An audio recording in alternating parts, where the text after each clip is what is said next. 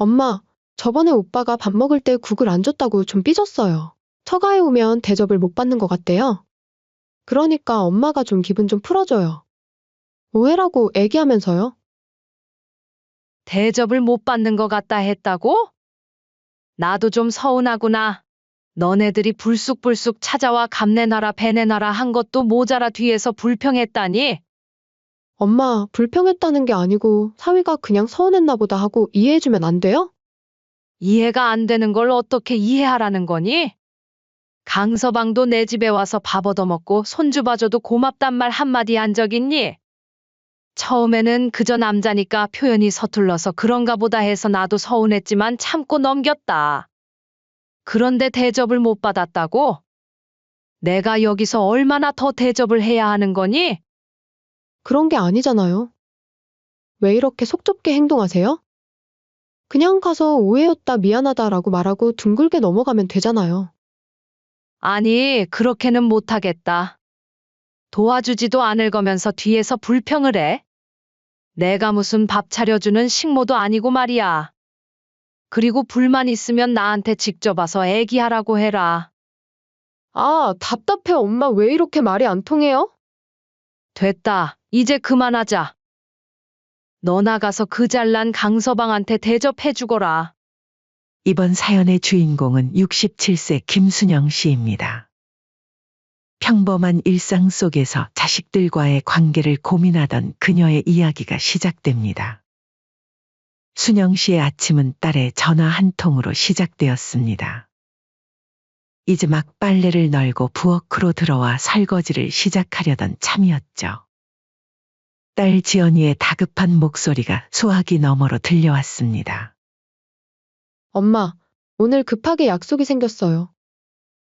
선율이 좀 봐주실 수 있죠? 순영 씨는 한숨을 삼켰습니다. 늘 그렇듯 갑작스러운 요청이었죠. 아침 일찍부터 은행에 들러야 했고 냉장고도 텅 비어 장을 봐야 했는데 말입니다. 갑자기 그러면 어떡하니? 미리 말해주지. 아우, 엄마. 저도 방금 알았단 말이에요. 1시간 후에 데려다 줄게요. 엄마가 안 봐주시면 저 오늘 큰일 나요. 전화를 끊고 나서야 순영 씨는 한숨을 내쉬었습니다.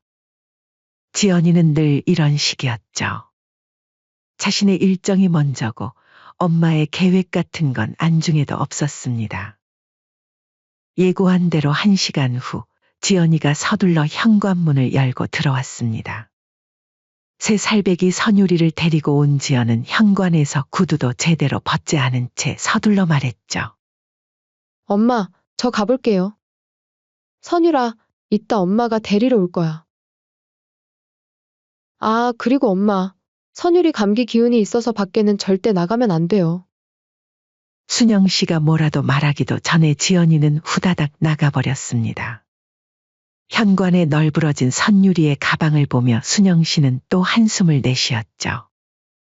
이제 은행은 가볼 엄두도 못 낼 상황이 되어버렸습니다. 할머니가 밥 해줄까? 선유리를 안아들고 부엌으로 향하는 순영 씨의 하루가 시작되었습니다. 아이를 돌보면서 집안일을 하는 게 쉽지는 않았죠. 설거지를 하려 하면 선유리가 욕실에서 물장난을 치고 빨래를 개려 하면 옷가지를 다 흐트려 놓았습니다. 할머니, 배고파. 선유리의 투정에 순영 씨는 서둘러 점심 준비를 했습니다. 아이가 좋아하는 으깬 감자를 만들고 달걀찜도 쪄냈죠. 그런데 막상 밥을 차려놓고 보니 선유리는 텔레비전만 보며 밥을 거의 먹지 않았습니다. 선율아, 할머니가 맛있게 해줬는데 먹어야지. 싫어. 나 이거 안 좋아해. 그렇게 점심시간은 손주 선유리와의 실랑이로 흘러갔습니다. 겨우 몇 숟가락 먹이고 나니 어느새 오후가 되었죠. 집안일은 뒷전이 된 채 온종일 선유리의 울음소리와 뛰어다니는 소리로 정신이 없었습니다. 딸이 다 크고 나서 잠시 잊고 있었지만 육아란 정말 힘든 거였죠. 해가 저물어갈 무렵 마침내 초인종이 울렸습니다. 하지만 지연이는 혼자가 아닌 사위 민석과 함께였죠. 어머니, 저희 왔어요. 아이고, 우리 선율이 잘 있었어? 현관문을 열자마자 지연이가 선율이에게 다가갔습니다. 피곤한 기색이 역력한 순영 씨를 보고도 미안하다는 말 한마디 없었죠. 그런데 뒤에 서 있던 민석이 갑자기 말을 꺼냈습니다. 장모님, 저희 저녁 먹고 가도 될까요? 지연이가 어머님 음식이 너무 그립다고 해서요. 순영 씨는 순간 당황했습니다. 냉장고에는 아침에 해둔 반찬 몇 가지밖에 없었거든요. 선율이 돌보느라 장도 못 보고 저녁거리도 제대로 준비하지 못했습니다. 너무 갑작스럽구나. 오늘은 반찬도 없는데. 에이, 엄마. 반찬 많이 없어도 돼요.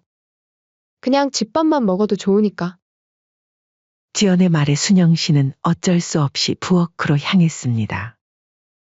있는 반찬이라도 내어놓고 밥을 하는 동안 거실에서는 사위 민석이가 딸 지연이에게 무어라 속삭이는 소리가 들렸죠. 여보, 국이 없네. 그 말을 들은 지연이 곧장 부엌으로 따라 들어왔습니다. 엄마, 국 없어요? 민석 오빠가 국 없으면 밥을 잘 못 먹거든요? 순영 씨는 불 앞에서 잠시 손을 멈췄습니다. 예고도 없이 와서는 이것저것 요구하는 게 못마땅했지만 일단 참았습니다. 갑자기 오는 거면 미리 얘기라도 해주지. 준비라도 했을 텐데. 아우, 엄마도 참. 혼자서 적적할까봐 같이 식사해드리려고. 우리가 일부러 찾아온 건데, 앞으로는 안 올 수도 있어요. 딸 지연이의 말에 순영 씨는 깊은 한숨을 내쉬었습니다. 마치 자신들이 와주는 게 순영 씨를 위한 것인 양 말하는 딸의 태도가 순간 너무 서운했죠. 그래, 내 생각 해주는 건 고마운데 안아주면 나야 고맙지. 이렇게 말하는 순간 딸 지영이와 사위는 당황하더니 말을 이었죠. 에이, 엄마 또 삐지셨다 꼭 진심하고 반대로 말해요. 왜? 너네들 오면 일만 늘어나서 밖에서 만나는 게 좋지. 그렇게 막상 안았으면 좋겠다고 말을 하자 급하게 말을 돌렸죠. 밥상을 차리고 먹는 내내 사위 민석은 반찬을 골라 먹으며 장모님, 이 김치는 좀 신 것 같은데요? 사위 민석이의 말에 딸 지연이 얼른 거들었습니다. 맞아요, 엄마. 다음엔 김치도 좀 새로 담가주세요. 오빠가 신김치는 못 먹거든요. 순영 씨는 말없이 밥을 먹었습니다. 김치를 담그려면 또 얼마나 많은 일이 생길지 벌써부터 머리가 지끈거렸죠. 식사가 끝나고 설거지를 하는데도 딸과 사위는 도와주기는커녕 소파에 앉아 TV를 보며 이야기를 나눴습니다. 손주 선율이는 피곤했는지 소파에서 잠이 들었죠. 엄마, 저희 이제 가볼게요. 다음에 또 올게요. 현관문을 나서면서도 지연은 그날 하루 종일 엄마가 얼마나 고생했는지 전혀 눈치채지 못한 듯 했습니다. 이렇게 순영 씨의 하루는 늘 누군가의 필요에 의해 휘둘리곤 했습니다. 자신의 계획은 언제나 뒷전이었고 미리 연락 한 통 없이 찾아오는 게 당연하다는 듯한 자식들의 태도에 점점 지쳐가고 있었죠. 문득 거울 속 자신의 모습이 눈에 들어왔습니다. 언제부터 이렇게 늙어 보이기 시작했을까요? 하루 종일 허리도 펴보지 못하고 이리저리 뛰어다닌 탓에 온몸이 쑤셨습니다. 하지만 이건 시작에 불과했습니다. 순영 씨의 일상은 며칠 후 또다시 흔들렸습니다. 아침부터 울리는 전화벨 소리에 잠을 깼죠. 수화기 너머로 들려오는 딸 지연이의 목소리는 평소와 달리 날이 서 있었습니다. 엄마? 어떻게 된 거예요? 선율이가 감기가 더 심해졌잖아요. 순영 씨는 전화를 받자마자 쏟아지는 딸의 말에 당황했습니다. 지난번 선율이를 봐줬을 때는 멀쩡해 보였는데 말이죠. 무슨 소리야? 선율이가 어떻게 됐다고? 제가 분명히 말씀드렸잖아요. 선율이 감기 기운 있으니까 밖에 데리고 나가지 말라고요. 대체 어떻게 애 하나 못 보시는 거예요? 좀 더 조심했어야죠. 아니, 딱히 밖에 나간 적도 없는데 이상하다. 엄마? 제가 얼마나 고생하는 줄 아세요? 밤새 열나고 기침하는 애 돌보느라 잠도 못 잤다고요? 순영 씨는 입술을 깨물었습니다. 지연의 말투에 서운함이 밀려왔지만 손주가 아프다는 소식에 마음이 무거웠죠. 아휴, 됐어요. 앞으로는 제가 시어머니한테 맡겨야겠어요. 거기는 그래도 애 봐주실 때 말씀을 잘 들으시거든요. 지연의 말은 순영 씨의 가슴을 찔렀습니다. 마치 자신이 손주도 제대로 돌볼 줄 모르는 할머니라도 되는 것처럼 들렸거든요. 게다가 시어머니와 비교하는 말투는 더욱 서운했습니다. 그래, 내 말이 맞다. 시어머니한테 맡기는 게 좋겠구나. 순영 씨의 담담한 대답에 지연은 잠시 말을 잃었습니다. 평소와 다른 엄마의 반응이 의외였던 걸까요? 엄마, 그게 제 말은 그런 뜻이? 아니다. 내 말이 맞아. 나보다 더 꼼꼼하게 챙겨주시는 안사돈한테 맡기는 게 좋겠지. 앞으로는 그렇게 하도록 하자.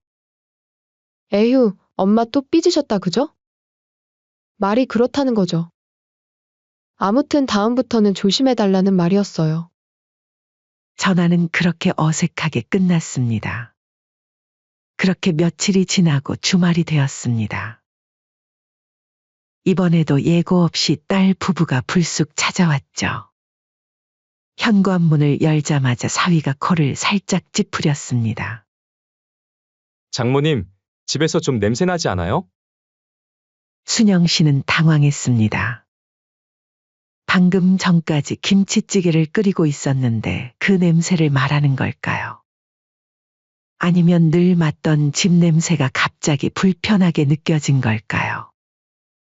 아, 저녁 준비하고 있었는데 냄새가 안 빠졌나? 딸 지연이 얼른 거들었습니다. 엄마, 요새 환기 자주 시키세요? 민석 오빠가 냄새에 예민해서요. 저번에도 말씀드렸잖아요. 순영 씨는 말없이 창문을 활짝 열었습니다. 찬바람이 들어왔지만 차마 추워서 창문을 닫자는 말도 못했죠. 민석은 거실 소파에 앉으며 휴대폰만 들여다보았습니다. 저녁 뭐 하시는 거예요? 김치찌개 하고 있었다. 아, 오빠가 요즘 김치찌개는 잘 안 먹는데. 다른 거 없어요? 너네 먹으라고 한 거 아니고 나 먹으려고 한 거다. 불만이면 집 근처 식당 가서 먹고 와. 아니에요. 근데 엄마, 요리하실 때 손은 씻고 하신 거죠? 딸 지연이의 말에 순영 씨는 고개를 들었습니다. 순간 화가 치밀었지만 애써 감정을 누르며 대답했죠. 그걸 왜 묻니? 내가 언제 손도 안 씻고 음식을 했다고. 아니, 그게 아니라 오빠가 위생에 예민해서요. 저번에 시댁에서도 그러더라고요.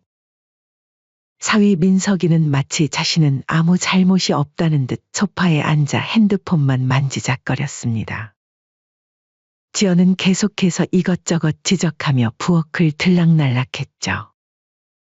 매번 찾아올 때마다 이런 식이었습니다. 예전에는 그저 참고 넘어갔던 일들이 이제는 가슴에 돌처럼 쌓여갔습니다.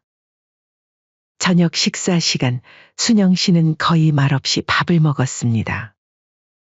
딸 부부는 자기들끼리 이야기를 나누며 가끔씩 음식에 대한 평가를 했죠. 김치찌개가 좀 짜요.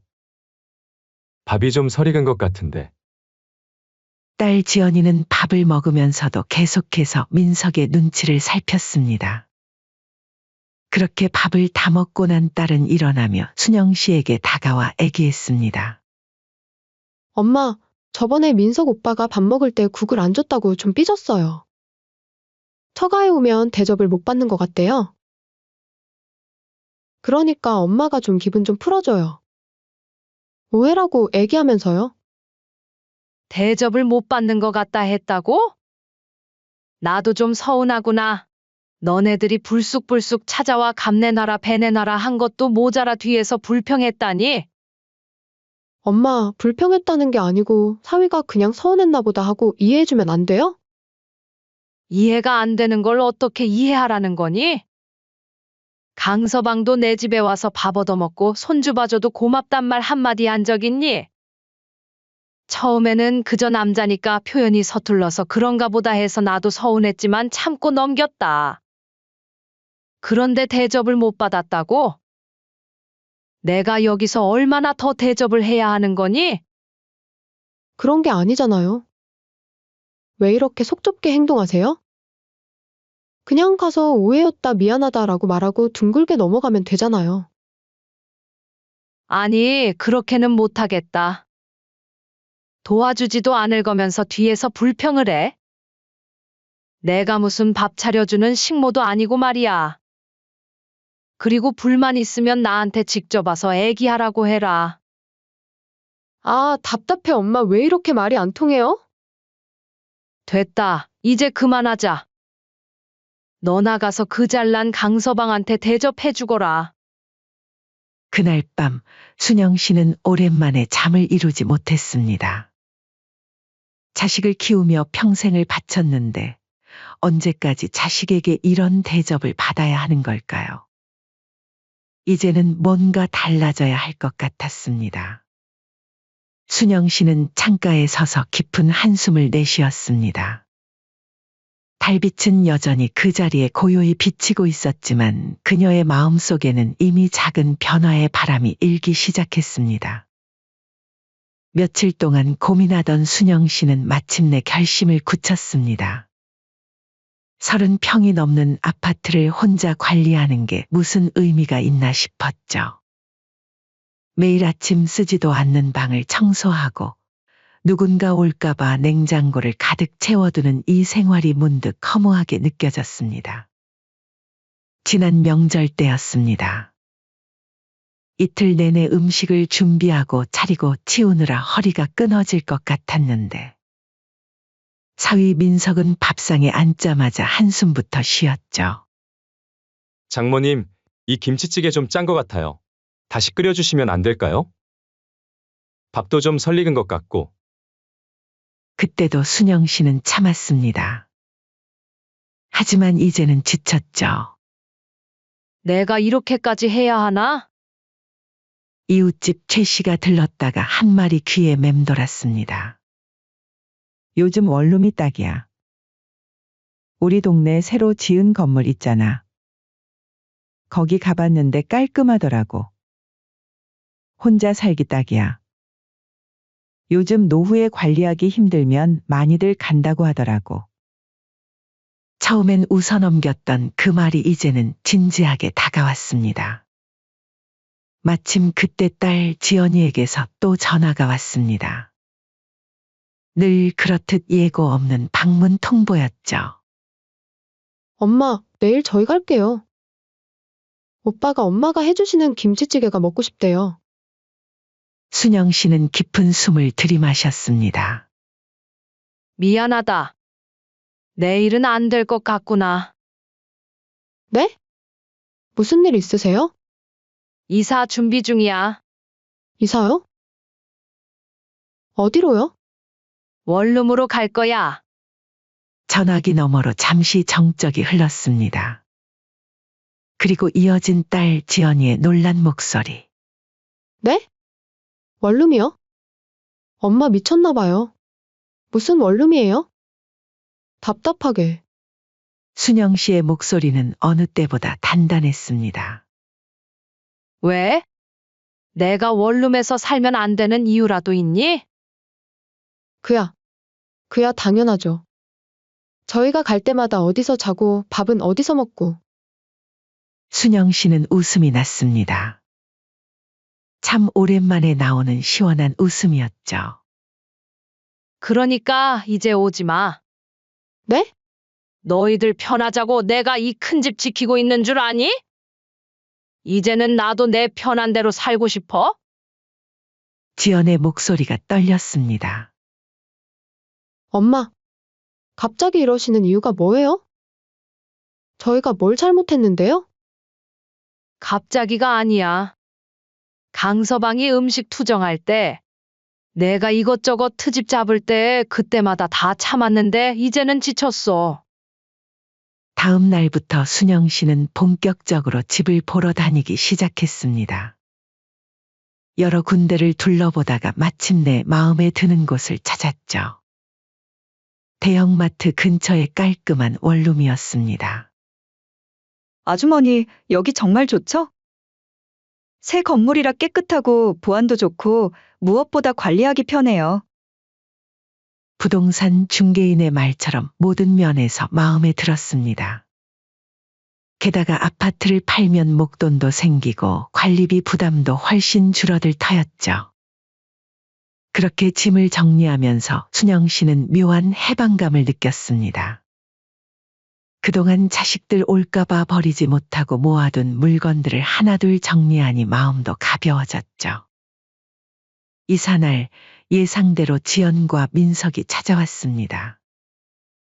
원룸 안으로 들어서자마자 둘의 표정이 굳어졌죠. 엄마, 여기서 어떻게 사시려고?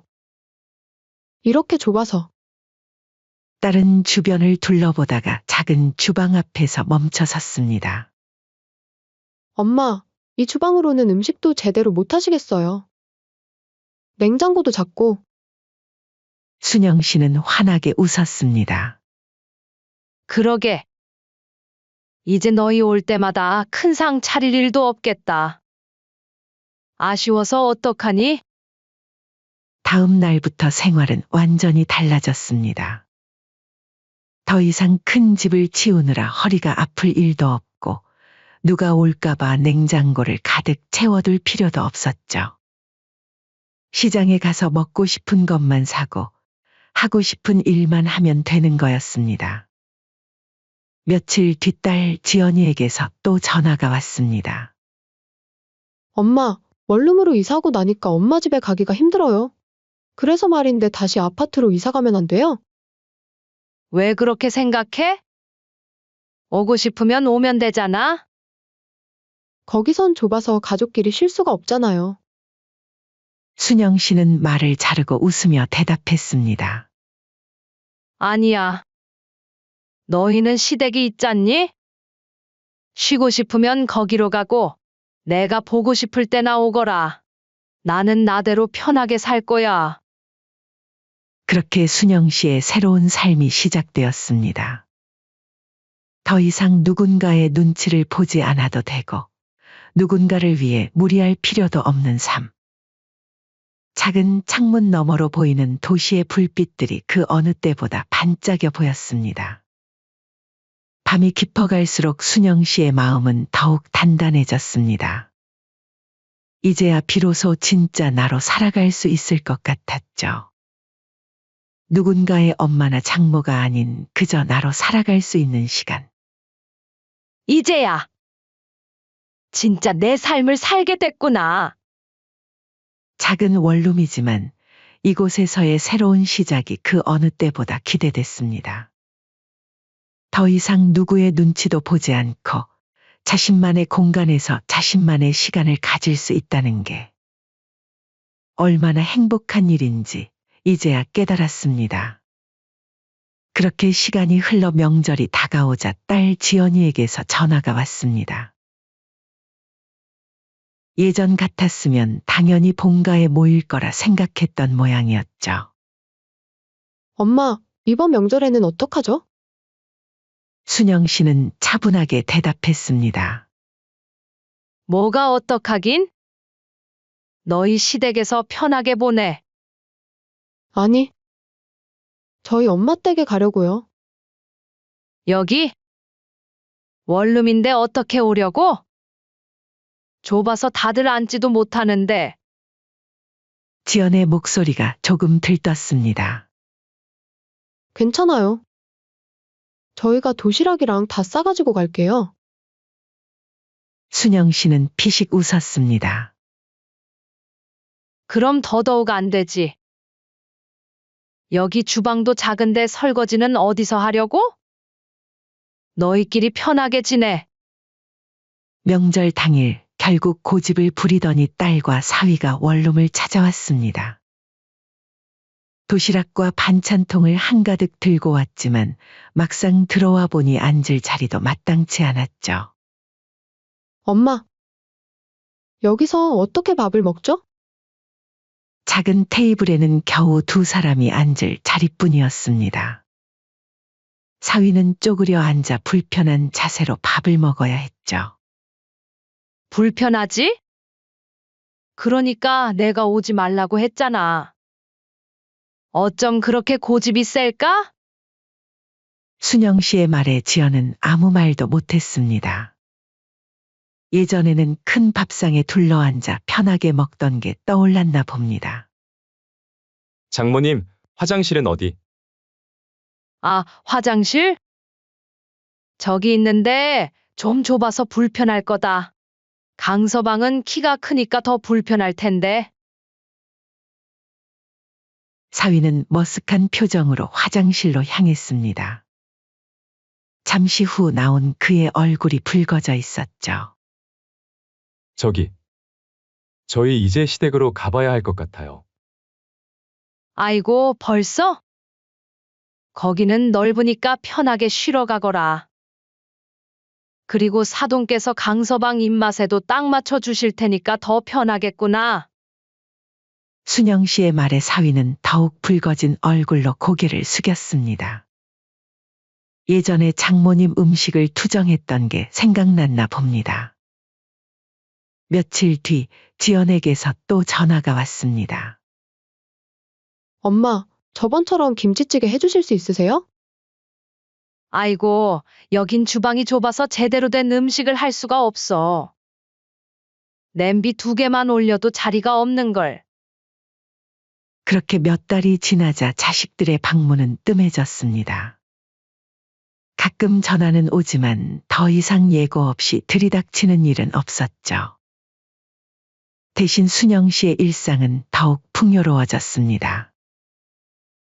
아침에 일어나 창가에서 차 한 잔 마시는 여유도 생기고 문화센터에 등록해서 그림도 배우기 시작했죠. 순영 씨, 요즘 얼굴이 좋아 보여. 이웃들과 만나면 이런 말을 자주 듣습니다. 그러게. 이제는 내 시간이 생기니까 좋더라고. 어느 날은 지연이 울면서 전화를 걸어왔습니다. 엄마, 너무 죄송해요. 그동안 저희가 엄마를 너무 힘들게 했나 봐요. 왜 갑자기 그런 말을 해? 시댁에 자주 가다 보니까. 이제 알겠어요. 엄마가 저희 때문에 얼마나 고생하셨는지. 시어머니가 불편하다고 자꾸 저희 오지 말라고 하셔서요. 눈치도 많이 주시고. 순영 씨는 빙그레 웃었습니다. 이제 알았니? 그래도 늦지 않았네. 저희가 너무 이기적이었죠? 그랬지. 하지만 이제는 다 지난 일이야. 나도 편하고 너희도 편하고. 이게 좋은 거 아니니? 전화를 끊고 나서 순영 씨는 창밖을 바라봤습니다. 작은 창문이지만 그 너머로 보이는 하늘이 그 어느 때보다 크고 넓어 보였죠. 이제야 진짜 내 삶을 살게 됐구나. 주말이면 혼자만의 시간을 보내는 게 익숙해졌습니다. 더 이상 누군가를 위해 장을 보고 음식을 하고 치우느라 시간을 보내지 않아도 됐죠.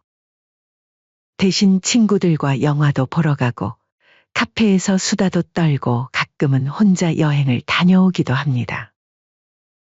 이런 게 행복이구나 싶은 순간들이 하나둘 늘어갔죠.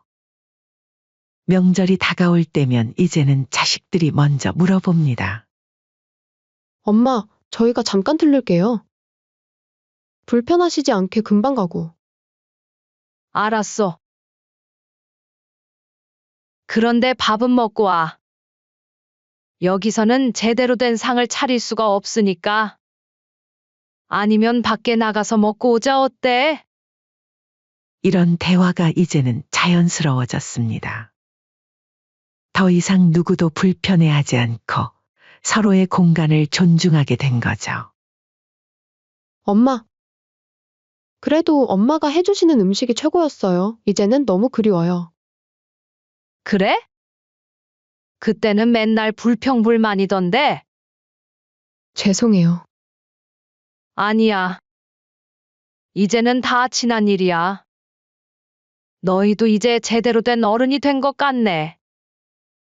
이렇게 서로 거리를 두니 오히려 관계는 더 좋아졌습니다. 더 이상 의무감에 찾아오는 일도 없고 부담스러운 기색도 없어졌죠. 작은 원룸이지만 이곳에서의 삶이 순영 씨에겐 천국입니다.